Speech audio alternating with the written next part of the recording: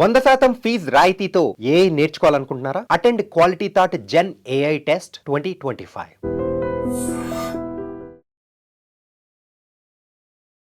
Hi hello నమస్తే, welcome back to iDream media. ఈరోజు మనతో ఉన్నారు సర్టిఫైడ్ ఫైనాన్షియల్ ప్లానర్ అయిన మాధవిరెడ్డి గారు. మ్యామ్తో మాట్లాడుతాం మార్కెట్స్ గురించి. Hi ma'am. హలో అండి. మేము ఒకసారి మార్కెట్స్ అయితే పాజిటివ్గానే కనిపిస్తున్నాయి. సో నిఫ్టీ 50 244 పాయింట్స్ రైజ్తో 23,494 దగ్గర, సెన్సెక్స్ 680 పాయింట్స్తో 77,440 దగ్గర, బ్యాంక్ నిఫ్టీ వచ్చేసి 177 పాయింట్స్తో 49,489 దగ్గర, ఐటీ నిఫ్టీ 236 పాయింట్స్ రైజ్తో 42,662 దగ్గర, ఇక స్మాల్ క్యాప్ వచ్చేసి బిఎస్సి 781 పాయింట్స్ రైస్తో 49,841 దగ్గర ఉన్నాయి. యా షూర్ అండి. సో మనకి బడ్జెట్ ఎక్స్పెక్టేషన్స్తో కొంచెం పాజిటివ్గానే మార్కెట్స్ స్టార్ట్ అయ్యాయి అని చెప్పొచ్చు.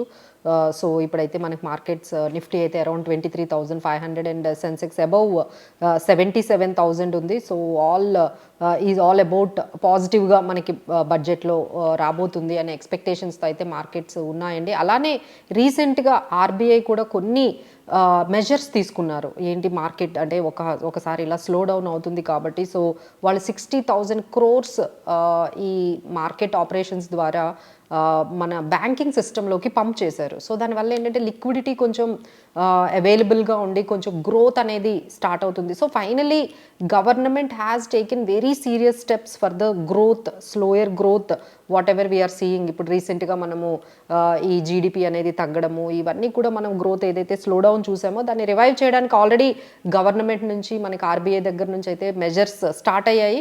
ఆ ఇంపాక్ట్ మనకి ఇప్పుడు మార్కెట్ మీద కొంచెం పాజిటివ్గా కనిపిస్తుందండి. సో హోప్ఫుల్లీ బడ్జెట్ కూడా అదే మనకి అదే పాజిటివ్గా ఉన్నట్లయితే we can see 24,000 on the Nifty అనేది మనకు కనిపించవచ్చు. అలానే Q3 earnings. So the major drawback మార్కెట్స్ని ఇంత వెనక్కి అంటే ఆల్మోస్ట్ హైస్ నుంచి ఒక 12% వరకు నిఫ్టీ కరెక్ట్ అయింది అంటే బికాస్ ఆఫ్ Q3 ఎర్నింగ్స్ కొంచెం డౌన్ గ్రేడెడ్గా కొన్ని కంపెనీస్ వచ్చాయండి. Still it is going on. అంటే ఇక మంచి బెస్ట్ రిజల్ట్స్ ఇచ్చిన కంపెనీస్ అయితే మనకి Hitachi, Jupiter, KPIT, Olectra, Indian bank, ఇలాంటి MCX, GMR airport, Tejas network ఇవి కొంచెం పాజిటివ్గా ఇస్తే, అలానే మనకి కొన్ని నెగిటివ్ రిజల్ట్స్ కూడా వచ్చాయండి. Like especially Tata motors, JK paper, Voltas, Motilal Oswal, Ambuja cements, UTI, AMC, Exide, JM financials, ఇలా ఏంటంటే కొన్ని కంపెనీస్ పాజిటివ్గా ఇచ్చాయి, కొన్ని కంపెనీస్ కొంచెం డిసప్పాయింట్ చేశాయి.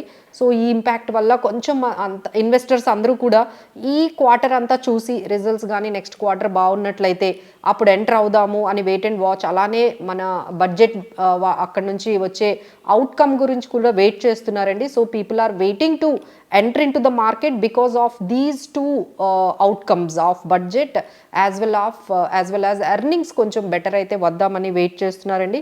And again there are many things are upcoming. మనకు తెలుసు ఈ వీక్ అంతా కూడా చాలా యాక్షన్ ప్యాక్డ్ అని మనం చెప్పొచ్చు. And budget being the game changer budget అని మనం వెయిట్ చేస్తూ ఉన్నాము. Let's hope so. She's giving a budget speech for almost 8th time. ఈ 2025లో 8th టైం తను ఇస్తుంది. దట్ ఈస్ వెరీ ఛాలెంజింగ్ అండి. ఎందుకంటే ఒకవైపు కన్జంప్షన్ తగ్గింది, ఇన్ఫ్లేషన్ పెరిగింది, ఇంట్రెస్ట్ రేట్స్ తగ్గలేదు, ఎఫ్ఐఐ సెల్లింగ్ అవుతుంది, అలానే మనకి రూపీ కూడా డౌన్వర్డ్ అవుతుంది. So many challenges are there.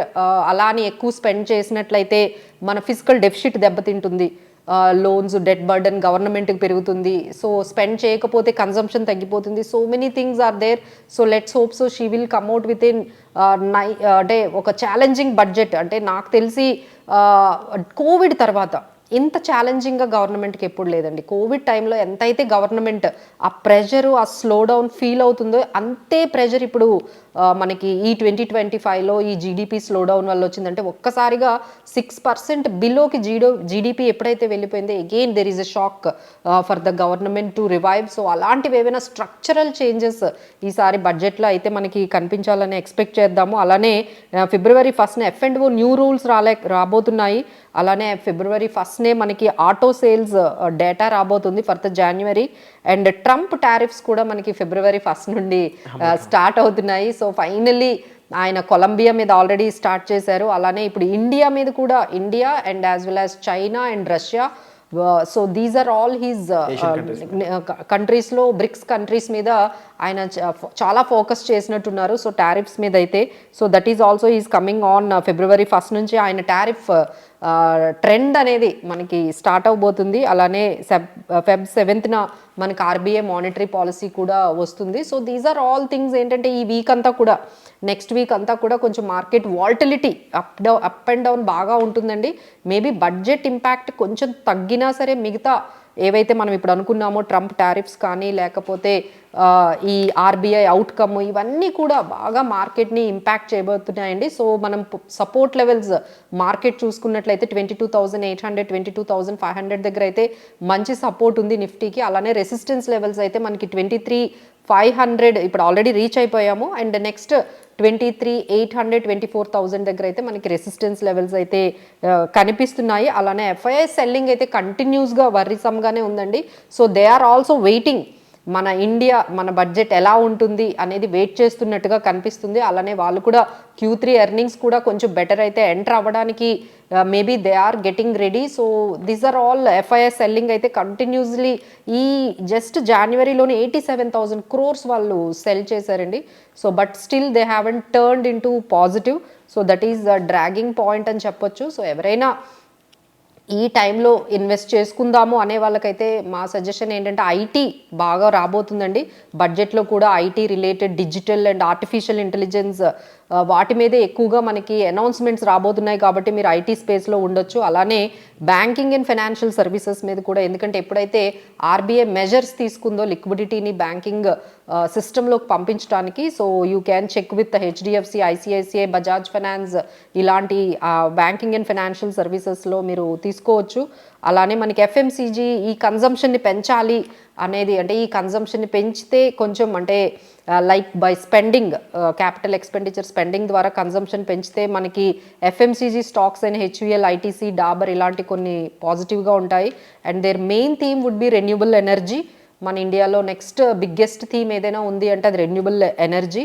So దానికి సంబంధించిన మనకి Adani green and Suzlon, Tata power ఇలాంటి స్టాక్స్ మీరు తీసుకోవచ్చు. అలానే మనకి ఇన్ఫ్రాస్ట్రక్చర్, సో మనకి బికాజ్ ఆఫ్ మన ఎలక్షన్స్ వల్ల కొంచెం ఎక్స్పెండిచర్, గవర్నమెంట్ ఎక్స్పెండిచర్ కొంచెం స్లో అయిందండి. నవ్ ఎలక్షన్స్ ఆర్ ఆల్ అన్నీ కూడా మనకి కంప్లీట్ అయిపోయాయి కాబట్టి now completely government will focus on railways projects, airports, roadways వీటి మీద ఎక్కువగా స్పెండ్ చేస్తుంది కాబట్టి we can take with L&T and siemens, UltraTech cement ఇలాంటి కంపెనీస్లో చేయొచ్చు. అలానే ఆటోమొబైల్ ఇండస్ట్రీలో టాటా మోటార్స్ అండ్ M&M ఇలాంటి కంపెనీస్లో కూడా ఇన్వెస్ట్ చేసుకోవచ్చు. So these are all large cap స్టాక్స్లోనే మనం ఉంటేనే కొంచెం ఈ వాల్టిలిటీని మనము ఓవర్కమ్ చేయొచ్చండి. అండ్ మీరు చెప్పిన విధంగా ఓవరాల్గా డిఫరెంట్ సెక్టార్స్ అనేవి ఇక్కడ ఇన్బిల్డ్ అయ్యి ఉన్నాయి. అండ్ సీతారామన్ గారు మరి ఏం చేస్తారో చూడాలి.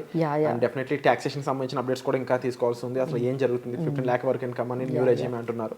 అండ్ దాంతోపాటుగా ముఖ్యంగా ఐటీకి మీరు ఇచ్చిన ఇన్ఫర్మేషన్ కానీ, and at the same time Trump అయితే ట్రేడ్ వర్క్ రెడీగా ఉన్నాడు ఆల్రెడీ. అదే దాని ఇంపాక్ట్ కూడా ఉంటుందండి మార్కెట్. అలానే ట్రంప్ సైతం డీప్ షీక్ అవునండి, అవును. ఇదే అంటే US మార్కెట్స్ కూడా ఒక రకంగా అంటే FD అంటే వాళ్ళు ఏమనుకున్నారంటే ఫెడ్ రేట్ కట్ ఉంటుంది అనుకున్నారండి. But Powell is very clear, మేమైతే కన్ఫామ్గా ఇప్పుడైతే ఇంత తొందరగా ఫెడ్ రేట్ కట్ అయితే మేము చెయ్యము, ఎందుకంటే ఇన్ఫ్లేషన్ ఫర్మ్గా ఉంది, ఎకానమీ కూడా బాగుంది, ఇప్పుడు ఎందుకు మేము ఫెడ్ రేట్ కట్ చేస్తామని చెప్పి ఆయన ఆగారు. సో ట్రంప్ ఏమో is insisting to rate cut, fed rate cut చేయాలని. ఒకవైపు China deep seek is a challenging and eye opener to the IT industry of US అందరికీ కూడా ఒక్కసారి షాక్ లాగా వాళ్ళు కూడా జస్ట్ ఏంటి ఇంత తక్కువ టైంలోనే ఇంత తక్కువ స్పెండింగ్తోనే వాళ్ళు ఇంత మంచి యాప్తోని రాగలిగారు. సో వాళ్ళ మీద ఇంకొంచెం రివర్స్గా చైనా మీద ఎక్కువ టారిఫ్స్ ఉన్నా ఆశ్చర్యపోవక్కర్లేదు. So many things are happening అండి. బికాస్ ఆఫ్ గ్లోబల్గా కూడా చాలా చేంజెస్ ఉన్నాయి, మన డొమెస్టిక్గా చాలా ఈవెంట్స్ ఉన్నాయి, అన్నీ కూడా మార్కెట్స్ మీద కొంచెం వాల్టిలిటీ అయితే ఉంటుంది. మనం చెప్పిన ఈ లెవెల్స్ని కొంచెం మెయింటైన్ చేస్తూ ఈ స్టాక్స్ కావాలి అంటే పికప్ చేసుకోవచ్చు. Wonderful ma'am. సో ఇదేంటి లేటెస్ట్ ఇన్ఫర్మేషన్, లేటెస్ట్ అప్డేట్స్. దీనిపై మీ స్పందన ఏంటో కామెంట్ సెక్షన్లో మెన్షన్ చేయండి. అండ్ దీనికి సంబంధించి రైట్ ఇన్ఫర్మేషన్, గైడెన్స్ కావాలి అనుకున్నట్టయితే డిస్ప్లే అవుతున్న నెంబర్స్ కాల్ చేసి మీరు డైరెక్ట్గా మ్యామ్ని సంప్రదించవచ్చు. Thank you so much.